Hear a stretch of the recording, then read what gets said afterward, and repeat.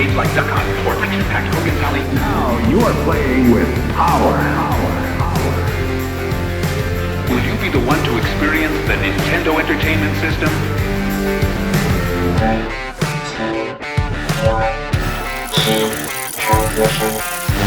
Will you be the one to witness the birth of the incredible Nintendo Entertainment System?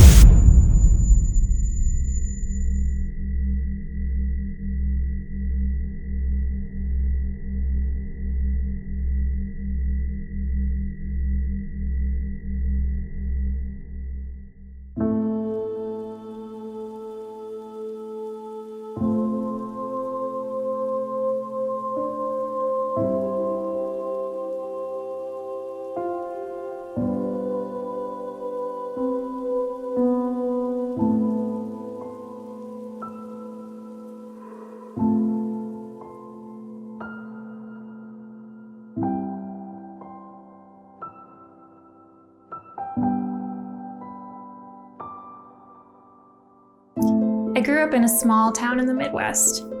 This is the kind of place that has like a Dairy Queen. It was the only one around the area that had crinkle fries, which were the best. A drugstore where we would save our money as kids and buy Laffy Taffies for 35 cents a piece, and some old school laundromat. But it was also cool because there were these sections of Victorian houses, old parks, and a post office that had stood for 150 years. I mean, the town consisted of 2,500 people, so there wasn't a whole lot for us kids to do growing up. So we had to make our own fun. We role-played a lot, always looking for an adventure or the next Pop Machine Bandits, or seeking out the ghosts that haunted the park next to our old house. Whenever we could, we were outside. But living in the Midwest means that the inevitable will always happen: snow. We would be trapped inside for months because it was way too cold to play outside. So we would search every last bit of our old house where we lived in hopes to find some magic door that would take us to another dimension. We would make terrible horror movies using my dad's huge camera. It was one of those cameras where you put the VHS tape in the top and then you slammed it shut. And our movies always consisted of too much laughing or too much talking. But the thing we did the most, we played video games. A lot of video games.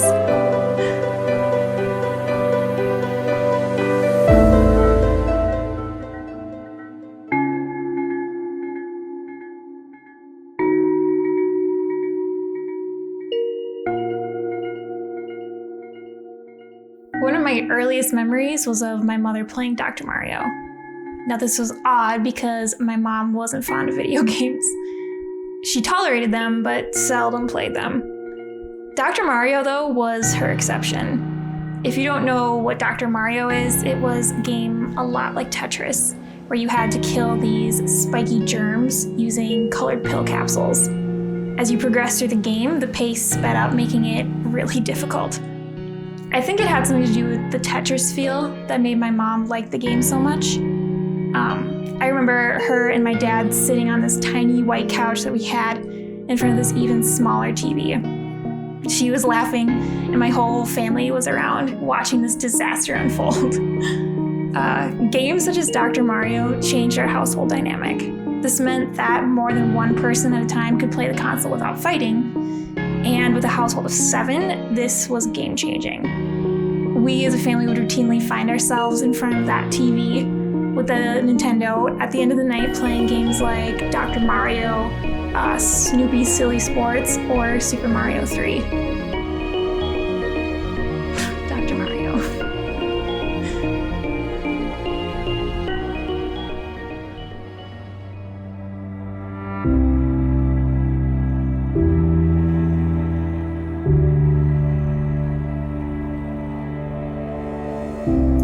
What was Dragon Warrior 4? Dragon Warrior 4 was probably one of the games I loved playing most as a kid because my dad would always want to play with me. Even though it was only a one-person game, we made it work. I loved the fact that you could play as different people and you got to go through their story. I was quite young at the time, so it was difficult for me to understand exactly what was going on. I mean, I don't even think I could read yet. So my dad was always helping me figure out where to go and what to do. I'm unsure of how long we actually played the game, but after what seemed like months or years, we finally got the hot air balloon. I believe that was the last thing we did on that game together, and it was one of those moments I don't think I'll ever forget. It certainly made the constant random battles of unknown enemies, hours of problem solving, and aimless walking around very worthwhile.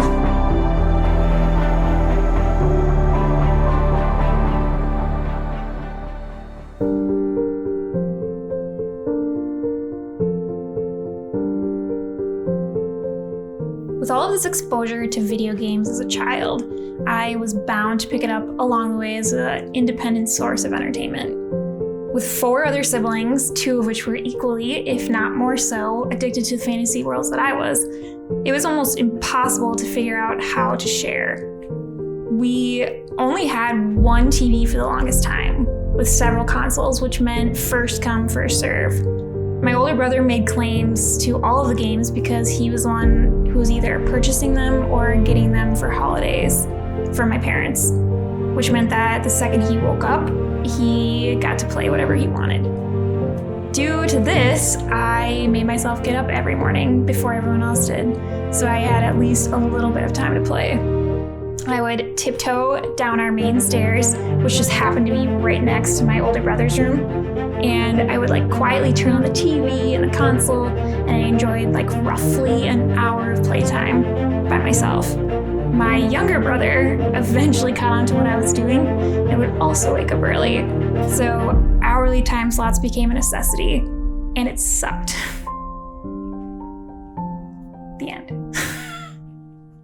And it sucked.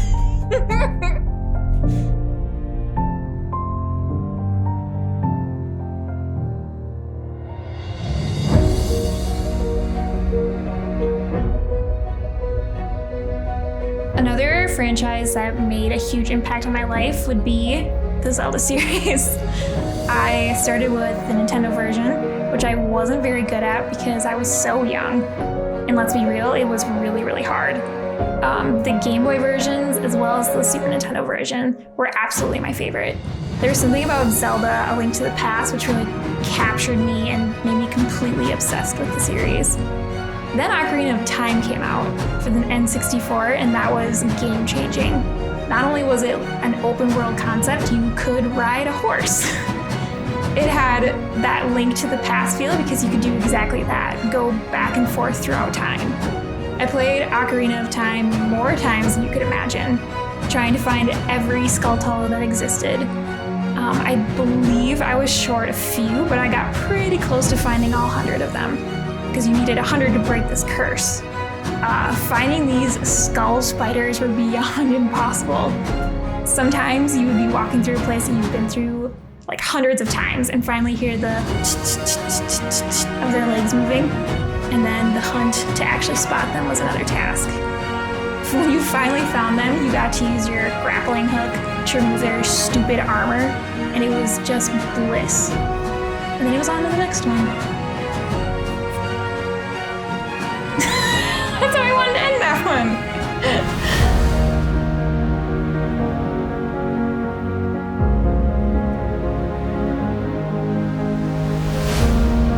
The Witness.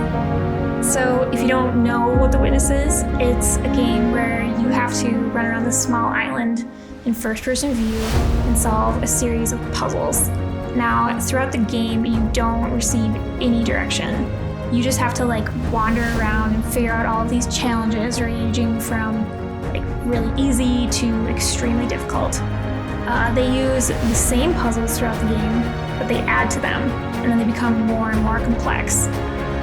I started this game back in 2016 when it was released and had a ton of problems with it because I had never played anything that was even remotely like it. It forces you to think and solve problems you didn't even realize existed, and all without any guidance. I quit playing around the same time because other games came out that interested me more than solving puzzles.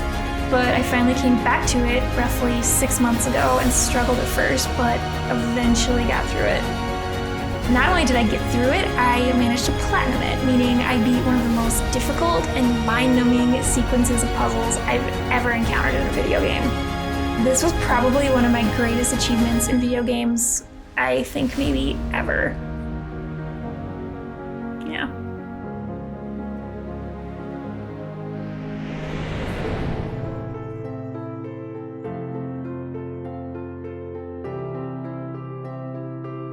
What don't I like in games?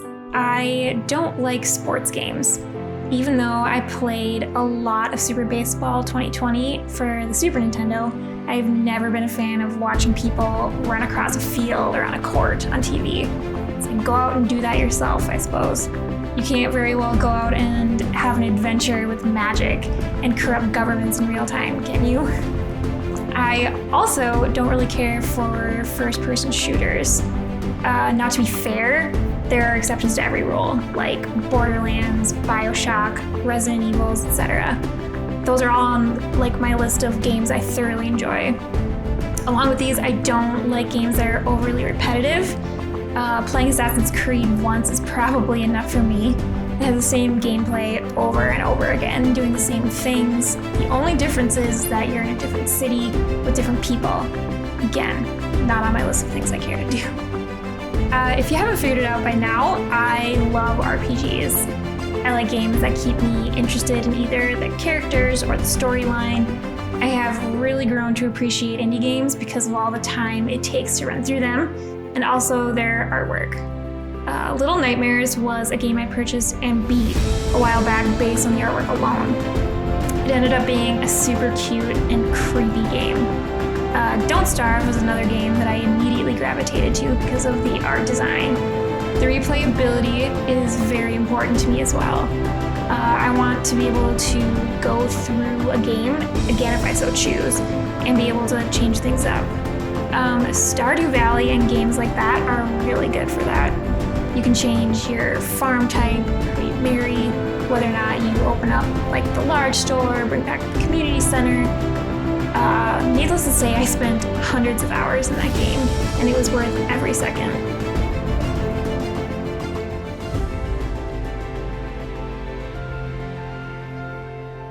Do I consider myself a gamer? I have never really liked the term gamer. I have played a lot of video games my entire life. I've spent hundreds, probably even thousands of hours on a lot of different games. I don't necessarily binge one game for years at a time, which I think many people consider the real gamers, but I do play my fair share. Gaming has always been a huge part of my life. It helped me develop my reading abilities, learn about patience, but it also brought my family a little closer, which to me made all the difference in the world. Today, as adults, when my family gets together, we still bond over video games. It's one factor, besides music, that brings us all together and makes us who we are. But I guess it's up to you if you want to consider me a gamer or not.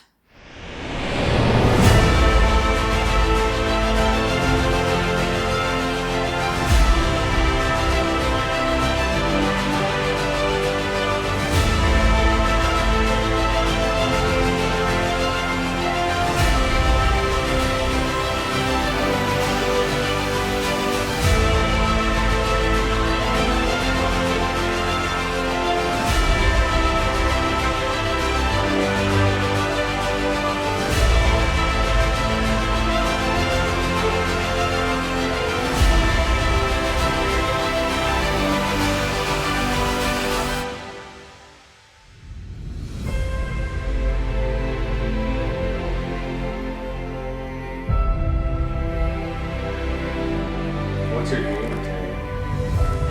My gamer tag.